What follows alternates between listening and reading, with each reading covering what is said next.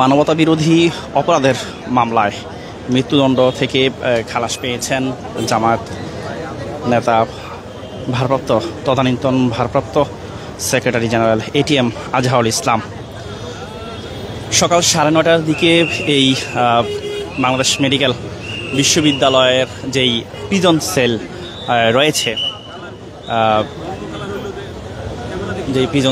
সেই prison sell থেকে মুক্তি পাওয়ার কথা রয়েছে, অর্থাৎ এরই মধ্যে কাশিমপুর যেই কারাগার, সেই কারাগারে তার মুক্তির যেই কাগজপত্র, সেই কাগজপত্র কিন্তু পৌঁছেছে এবং জামায়াতের পক্ষ থেকে জানানো। দর্শক, এরই মধ্যে আপনারা দেখতে পাচ্ছেন জামায়াতের যারা নেতাকর্মী তাকে সংবর্ধনা জানাতে, অর্থাৎ শুভেচ্ছা জানাতে, তার সঙ্গে দেখা করতে কিন্তু তাকে শুভেচ্ছা জানাতে অপেক্ষা করছেন হাসপাতালের যেই প্রাঙ্গণ রয়েছে সেই হাসপাতালের প্রাঙ্গণে, এবং শাহবাগ মোড়ে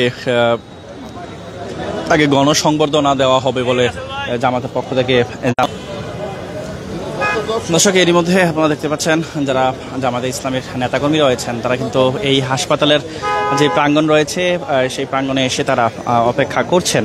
সকাল 9:30টার দিকে জামায়াত নেতা এটিএম আজহারুল ইসলাম তিনি মুক্তি পাওয়ার কথা রয়েছে। একটু বিষয় আমরা আপনাদের জানিয়ে রাখি যে প্রধান বিচারপতি সৈয়দ রেফাত আহমেদের নেতৃত্বাধীন 7 বিচারপতির পূর্ণাঙ্গ আপিল বেঞ্চ কর্তৃক খালাসের রায়ের অনুলিপি ঢাকা কেন্দ্রীয় কারাগার থেকে বাংলাদেশ মেডিকেল বিশ্ববিদ্যালয়ে পাঠানো হচ্ছে, সেটি এর আগে জানানো হয়েছে এবং জানা গেছে, এবং ফলে আজকেই কিন্তু তিনি মুক্তি পাচ্ছেন। এবং সকাল 9:30টার দিকে জামাতের পক্ষ থেকে জানানো হয়েছে যে মুক্তি পাওয়ার কথা রয়েছে, যেই বাংলাদেশ মেডিকেল বিশ্ববিদ্যালয়ের যেই প্রিজন সেল রয়েছে সেই প্রিজন সেল থেকে তিনি মুক্তি পাবেন। এবং আরেকটি বিষয় আপনাদের জানিয়ে রাখি যে ঢাকা বিভাগের কারা উপমহাপরিদর্শক ডিআইজি প্রিজন মোহাম্মদ জাহাঙ্গীর কবির তিনি ঢাকা পোস্টকে বিষয়টি নিশ্চিত করেছেন যে আজকে তিনি মুক্তি পাবেন, সেই বিষয়টি কিন্তু তিনি জানিয়েছেন। দর্শক, তিনি এই ঢাকা বিভাগের কারা উপমহাপরিদর্শক তিনি আরও জানান যে এটিএম আজহারুল ইসলামের খালাসের কাগজপত্র কারাগারে দেরিতে পৌঁছেছে। যাচাই বাছাই করে খালাসের নথি কারাগার থেকে হাসপাতালে পাঠানো হয়েছে। নিরাপত্তা প্রসঙ্গও রয়েছে। সঙ্গত কারণে গতকাল রাতে কিন্তু অনেকেই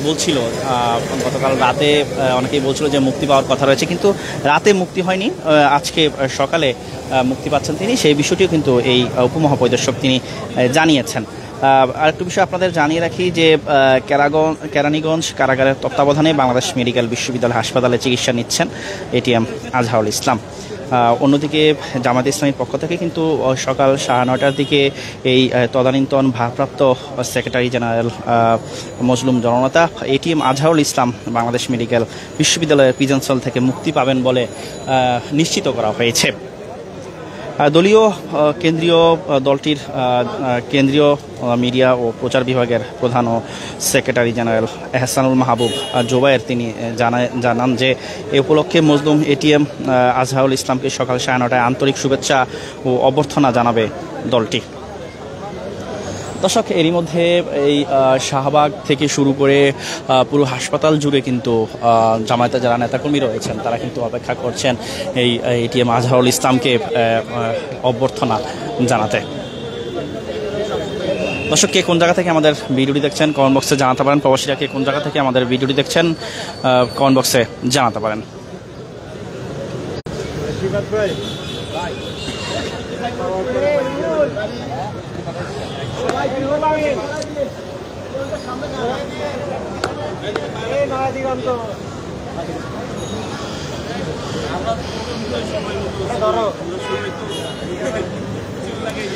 দর্শক, একটু বিষয় আপনাদের জানিয়ে রাখি যে এর আগে মঙ্গলবার প্রধান বিচারপতি সৈয়দ রেফাত আহমেদের নেতৃত্বাধীন 7 বিচারপতির পূর্ণাঙ্গ আপিল বেঞ্চ এটিএম আজহারুল ইসলামের আপিল মঞ্জুর করে খালাসের রায় দেন।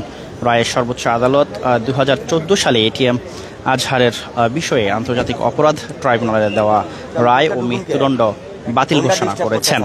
এছাড়া অন্য কোনো মামলা না থাকলে তাকে অবিলম্বে মুক্তি দিতে বলা হয়েছে।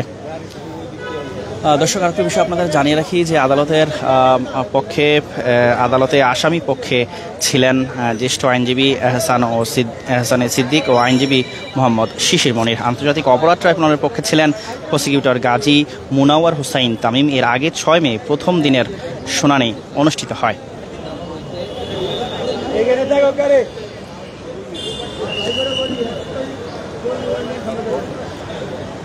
দর্শক আরেকটু বিষয় আপনাদের জানিয়ে রাখি, এর মধ্যে কিন্তু আপনারা দেখতে পাচ্ছেন যে জামাতের যারা নেতাকর্মী রয়েছেন তাকে শুভেচ্ছা এবং অভ্যর্থনা জানাতে কিন্তু অনেকেই সকাল থেকে অর্থাৎ শাহবাগ থেকে হাসপাতাল পর্যন্ত কিন্তু অনেক নেতাকর্মীরা তারা অপেক্ষা করছেন তাকে অভ্যর্থনা জানাতে। সকাল 9:30টার দিকে তিনি এই বাংলাদেশ মেডিকেল বিশ্ববিদ্যালয়ে যেই প্রিজন সেল রয়েছে হাসপাতালের কারাগারের তত্ত্বাবধানে তিনি যেই চিকিৎসা নিচ্ছেন সেই প্রিজন সেল থেকে তিনি মুক্তি পাবেন বলে জামাতের পক্ষ থেকে জানানো হয়েছে।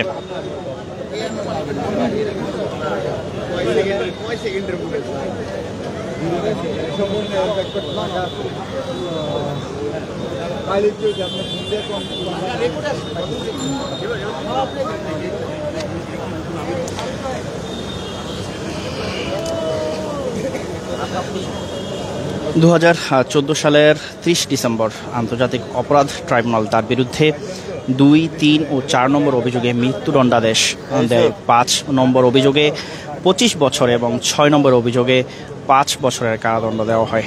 ট্রাইব্যুনালের রায়ের বিরুদ্ধে আপিল শুনানি শেষে 2019 সালের 31 অক্টোবর তৎকালীন প্রধান বিচারপতি সৈয়দ মাহমুদ হোসেনের নেতৃত্বাধীন 4 বিচারপতির আপিল বেঞ্চ মৃত্যুদণ্ড বহাল রেখে রায় ঘোষণা করে।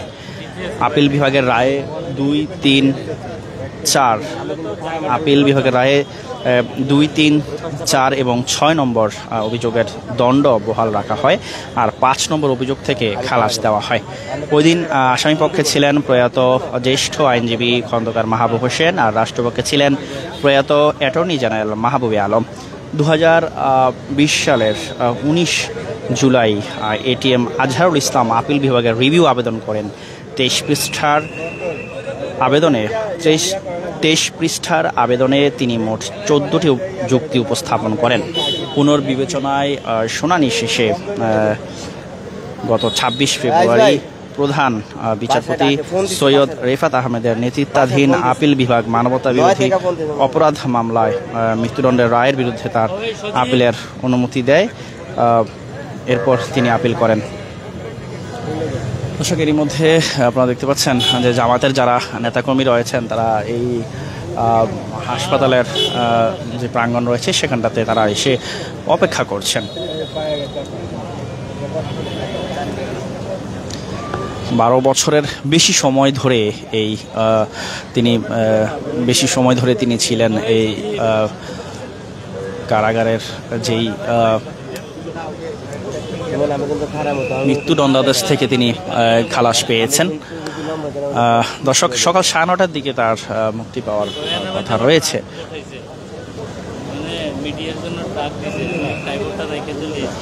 আপনারা দেখছেন সরাসরি ঢাকা পোস্টে। দর্শক একটু বিষয়ে আমরা আপনাদের জানিয়ে রাখি যে এরই মধ্যে কিন্তু মানবতা বিরোধী অপরাধের মামলায় মৃত্যুদণ্ড থেকে খালাস পেয়েছেন জামাতে ইসলামের তদানীন্তন ভারপ্রাপ্ত secretary general ATM Azharul Islam.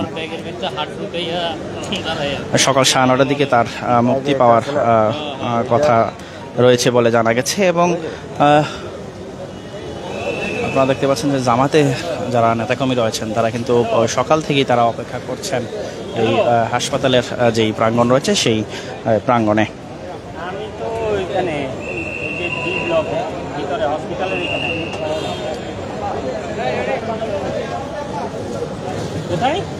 Keraniganj কারাগারের তত্ত্বাবধানে বাংলাদেশ মেডিকেল বিশ্ববিদ্যালয় হাসপাতালে চিকিৎসা নিচ্ছেন এটিএম আজহারুল ইসলাম। জামাতে ইসলামের পক্ষ থেকে আজকে সকাল 9:30টায় তদানীন্তন ভারপ্রাপ্ত সেক্রেটারি জেনারেল মজলুম জননেতা এটিএম আজহারুল ইসলাম বাংলাদেশ মেডিকেল বিশ্ববিদ্যালয়ের প্রিজন সেল থেকে মুক্তি পাবেন বলে নিশ্চিত করা হয়েছে।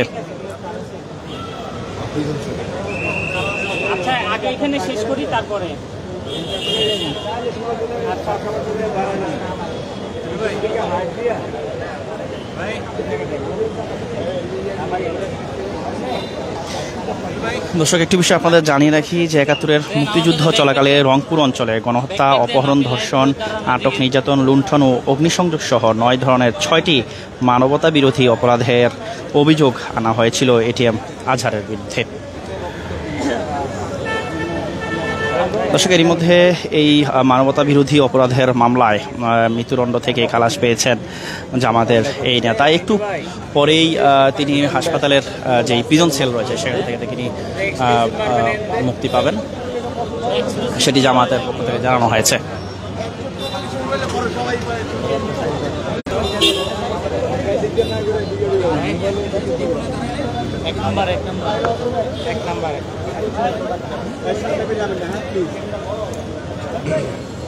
রাসেল, দর্শক, আপনারা দেখতে পাচ্ছেন গণমাধ্যম কর্মী যারা রয়েছেন তারা অপেক্ষায় রয়েছেন সংবাদ কাভারের জন্য।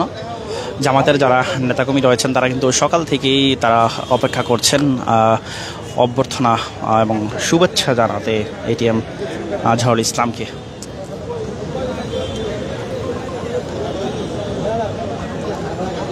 জামাতের নেতাকর্মীরা অনেকেই ফুল নিয়ে অপেক্ষা করছেন শুভেচ্ছা জানাতে, এবং শাহবাগে একটি মঞ্চ তৈরি করা হয়েছে, সেখানে জামায়াতের পক্ষ থেকে তাকে গণসংবর্ধনা দেওয়া হবে।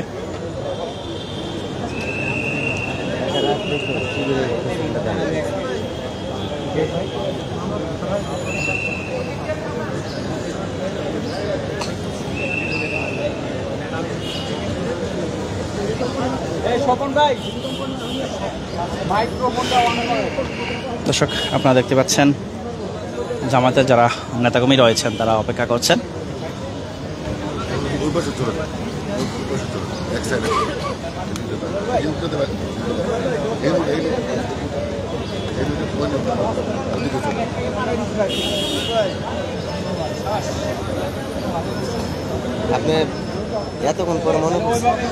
দর্শক, মানবতা বিরোধী অপরাধের মামলায় মৃত্যুদণ্ড থেকে খালাস পেয়েছেন জামায়াতে ইসলামীর তদানীন্তন ভারপ্রাপ্ত secretary general ATM Azharul Islam. ভাই স্ক্যান করতে সবসময়।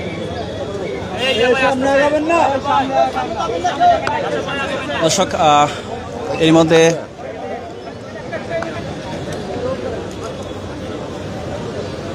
একটু কিছুক্ষণের মধ্যেই বের হবেন। দর্শক, আপনারা দেখতে পাচ্ছেন